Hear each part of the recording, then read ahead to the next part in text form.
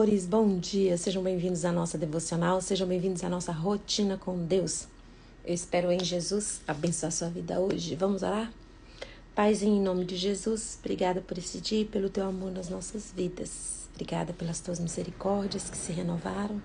Nós abrimos nosso coração e tomamos posse destas misericórdias.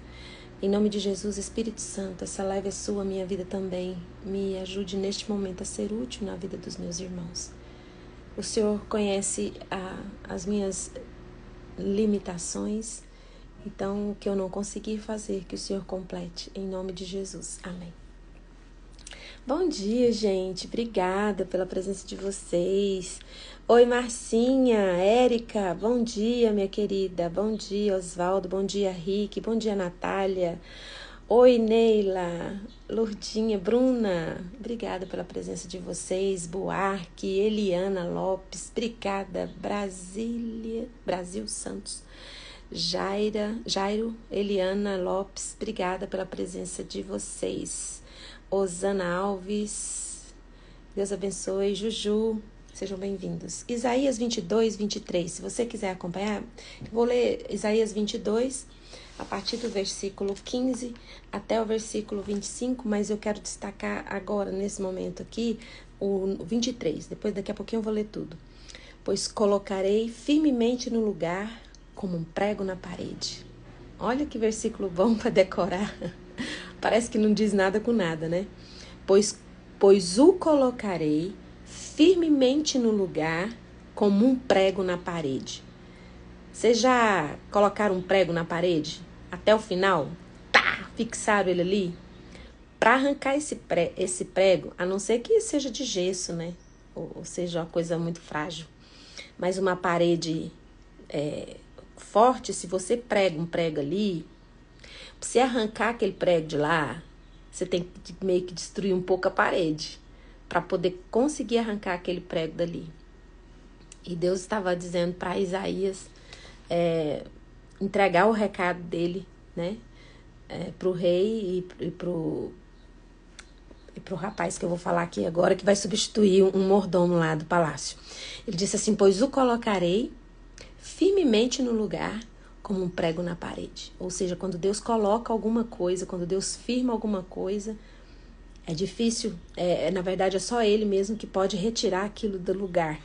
Então Deus falou assim: olha, eu vou colocar esse mordomo no lugar de Sébina, que era um outro mordomo lá, que Deus estava tirando daquele lugar.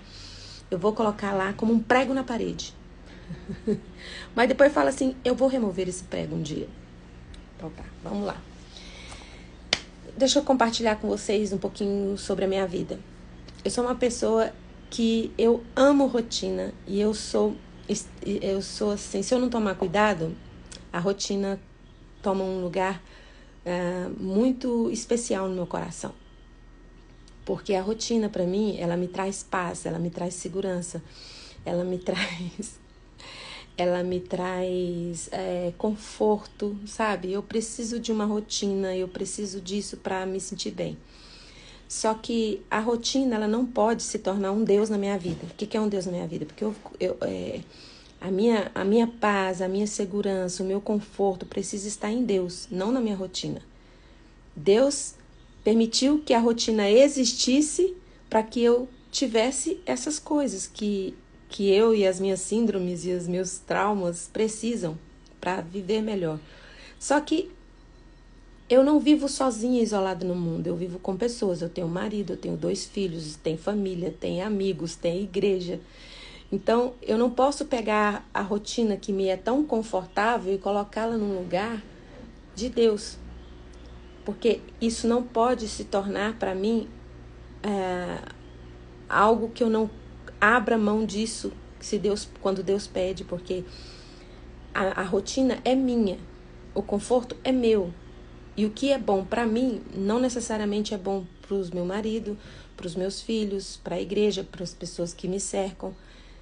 Então, eu quero conversar com você como às vezes é fácil a gente idolatrar algo que Deus nos dá para desfrutarmos, para ajudar a gente coloca num lugar de muita confiança e muita importância. E a nossa confiança, a nossa âncora tem que ser Deus e não as coisas que Ele permite a gente ter para a gente viver um pouquinho melhor aqui na Terra, né? Eu até os 4 anos de idade, eu não tinha um lugar fixo para morar. E eu me lembro que eu tinha um sonho, todas as noites, repetidamente, durante até a minha adolescência, eu tinha esse sonho. Eu dormia e de vez em quando eu sonhava que o chão que eu pisava não era firme, ele era mole. E eu, dependendo do lugar que eu pisasse, aquele lugar que eu pisava me sugava para um abismo. E onde tinha um grande peixe me engolia numa piscina. Então, assim, era um sonho que me acompanhava, porque eu não tinha uma segurança, eu não tinha um lugar fixo para morar. Minha mãe faleceu com 33 anos, deixou 5 filhos. E a nossa família sempre foi muito grande. Todos os irmãos da minha mãe, os meus tios, sempre tiveram muitos filhos. Tudo tinha de 7 a 8 a 10 filhos. Então, assim, ninguém era muito rico, tinha uma condição financeira muito boa. Então, era muita boca para alimentar. Então, quando a minha mãe faleceu, pegou a família toda de surpresa. Quem que ia imaginar que uma mulher saudável, com 33 anos, ia morrer? E deixou 5 filhos. Desses 5 filhos, eu era a caçula. Quando minha mãe faleceu, eu tinha 2 anos. O meu irmão acima de mim, 3. O outro tinha 5. O outro tinha 8. A outra tinha 10. Era uma escadinha. Então, a gente não tinha... meu pai ficou totalmente sem saber o que fazer. E acabou que nós ficamos rodando na família. Amigos, casa de amigos.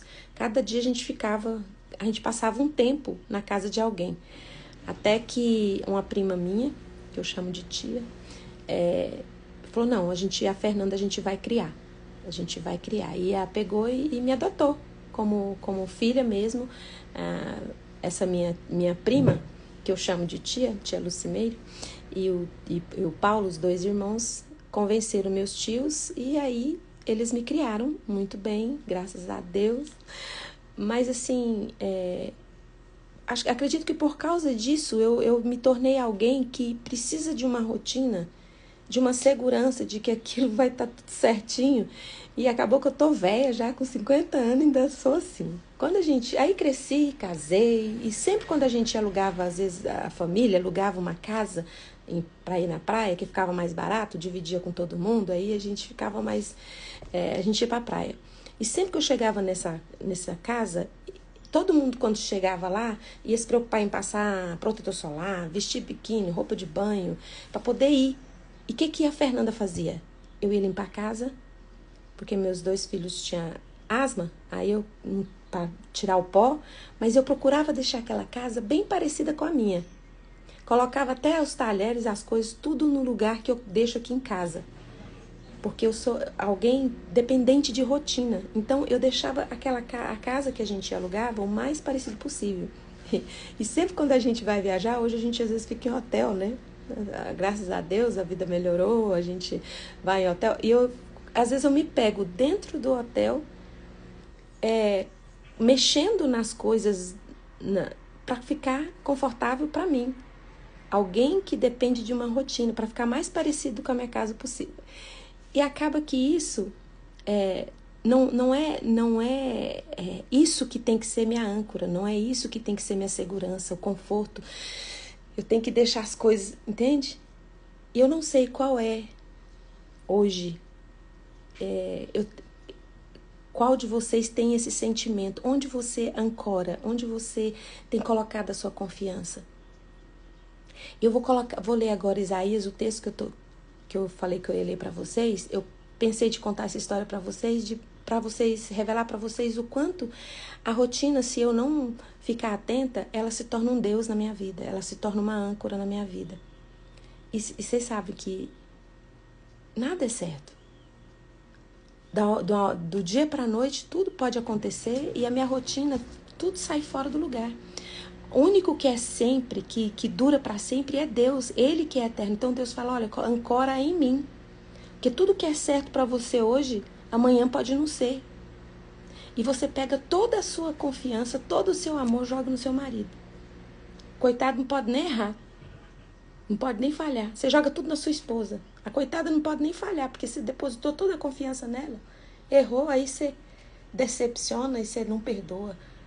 Seu filho, você joga toda a expectativa sua em cima do seu filho e ele não vai. O único que vai suprir. Porque, na verdade, essa minha necessidade de rotina, ela é outra coisa. É uma falta de uma outra coisa, que é Deus. Então, eu preciso me encher de Deus para que a rotina não se torne a minha segurança. Então, vamos lá. Isaías 22, a partir do 15. Assim diz o Eterno, o Senhor dos Exércitos. Falou para Isaías, né? Falou: anda, vai depressa falar com esse administrador Sebna, o mordomo, e pergunta-lhe: o que fazes aqui? Que parente tens aqui para que caves aqui uma sepultura, entalhando na rocha teu próprio local de repouso? Atenção, pois, homem poderoso. Eis que o Senhor te agarrará com violência e te lançará para longe de tudo. Com certeza, ele te enrolará como uma bola e te arremessará num vastíssimo campo deserto. Ali tu morrerás e lá os teus poderosos carros de guerra te tornarão símbolo de vergonha da casa do teu Senhor. Eu te demitirei das tuas responsabilidades e serás deposto do seu cargo. Naquele dia, convocarei o meu servo Eliaquim, filho de Ilquias, vesti-lo-ei com a tua túnica, cingi-lo-ei com o teu cinto, colocarei em tuas mãos as tuas funções. Ele será um pai para os habitantes de Jerusalém e para a casa de Judá. Porei sobre eles, sobre os seus ombros, a chave da casa de Davi, e o que ele abrir, ninguém terá o poder de fechar, e o que ele fechar, ninguém será capaz de abrir. Eu mesmo o fincarei como um prego na parede. Firme, ele será para o reino de seu pai, um assento de honra e trono de glória. Toda a glória de seus parentes, de seus pais famosos e importantes, até os mais anônimos e humildes, dependerá da sua pessoa, sua prole e seus descendentes. Todos os seus utensílios menores, das bacias aos jarros. Naquele grande dia, diz o Senhor dos Exércitos, o prego bem fincado em lugar firme será cortado e cairá, e a carga que estava nele se desprenderá, pois o Eterno o disse. Sebna era um mordomo que já não estava mais servindo o povo, porque o poder subiu tanto, alimentou tanto o ego dele, que ele já fez ali do cargo dele uma morada. Já estava fazendo ali, fincando tudo, todas as suas expectativas, todo o seu amor dedicado ali. Ele já começou, ele já estava usando o cargo dele, ao invés de servir do pobre até o mais importante, ao invés de ser um pai para o povo de Israel, servindo ali com conselhos, ajudando o rei. O que ele fez? Ele fez do cargo dele, do lugar dele, um lugar de conforto, e começou a construir coisas para si. Para si. E aí Deus manda, porque quem colocou ele lá foi Deus. E Sebna já estava se sentindo o rei do lugar. Já estava fincando ali todas a âncora de suas expectativas, de seus sonhos naquele lugar. E Deus mandou o profeta Isaías lá dizer: olha, eu vou te tirar deste lugar e vou colocar o meu servo Eliaquim no seu lugar. Mas engraçado que Deus fala que vai colocar, e ele colocou sobre Eliaquim toda a autoridade que estava sobre Sebna, tirou ele de lá e colocou Eliaquim. E Eliaquim se tornou algo fundamental e importante para o povo, se tornou um pai para o povo. Eliaquim se preocupava do menos importante ao mais importante, todos se tornaram ali iguais e estavam vivendo ali, só que Deus falou: olha, não é Eliaquim que vai trazer segurança para vocês. Porque depois que Eliaquim tiver cumprido o seu propósito, eu vou arrancar ele desse lugar. Eu vou arrancar. Sou eu que vou pregá-lo aí como um prego na parede. E quem vai tirar ele? Lá no versículo 25 fala, mas chegará o dia em que tudo que ele aqui estiver fazendo, ele vai parar de fazer. Porque eu vou arrancá-lo deste lugar também. Então, o que eu senti de trazer para vocês nessa manhã? Eu confessei para vocês aqui o meu pecado. Eu sou dependente da rotina para me sentir bem, mas não é a rotina que me faz bem. Isso é um instrumento dado por Deus, e o meu Deus não pode ser a rotina, a minha segurança não pode ser. Eu tenho que me sentir bem e me sentir segura, porque eu tenho um Deus que me protege, que me ama. Eu estou com 50 anos. Eu passei por tanta coisa. Já passei por tantos vales. E lá, em todos eles, não foi a rotina que me sustentou. Não foi a rotina que me protegeu. Muito pelo contrário, porque muitas vezes, durante esse tempo, eu já fui arrancada da minha rotina várias vezes. E o Senhor me trouxe até hoje aqui para falar com vocês que a minha âncora, a minha segurança, a minha rocha é o Senhor. Então, em quem que você está colocando a sua segurança? Qual é o nome da pessoa que você entregou todo o seu coração, sua esperança? A pessoa não é Deus, ela não vai conseguir suprir a necessidade da sua alma. Vocês acham que eu preciso de rotina? A minha necessidade é muito maior do que a necessidade de uma rotina. É uma sede que só Deus pode suprir. É um vazio que só Deus pode preencher. E Deus permitiu ter uma rotina. Me deu um casamento, graças a Deus, me deu um marido que suporta. Que se deixar eu durmo 8h30 da noite, né? É uma rotina. Meu marido gosta de sair de casa, gosta de passear, gosta de viajar. E eu, se eu pudesse, eu nem viajava, ficava só em casa. Olha que vida chata. Mas quando eu entendo que a minha alegria, a minha rocha, a minha estrutura é o Senhor, eu entendo que eu posso sair com meu marido, eu posso viajar com meu marido, com os meus filhos, eu posso ir para a praia, eu posso ir para Caldas Novas, eu posso ir para onde for, eu posso ir para uma fazenda.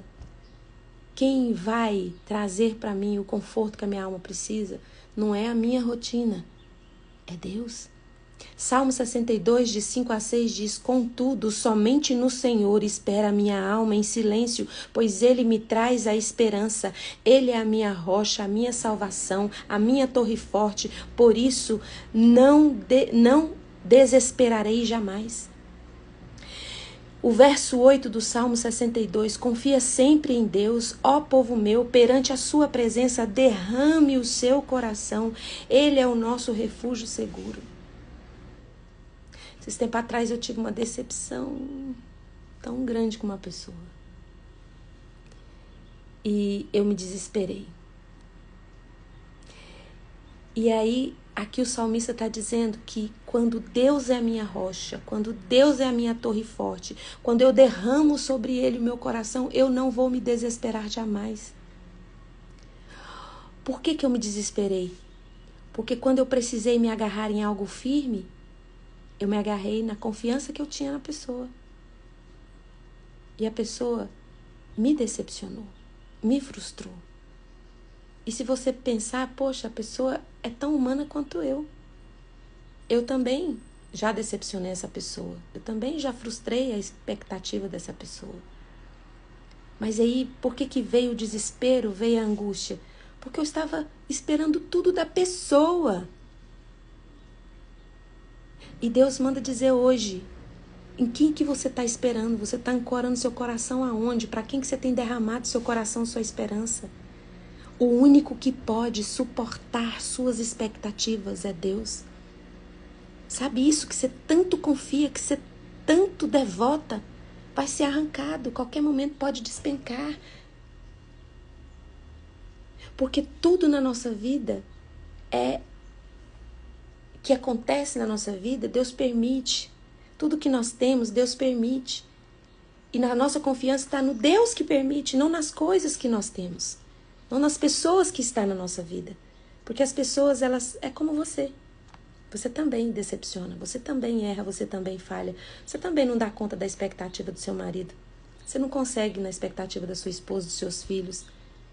Você também é frágil, você também perde as forças.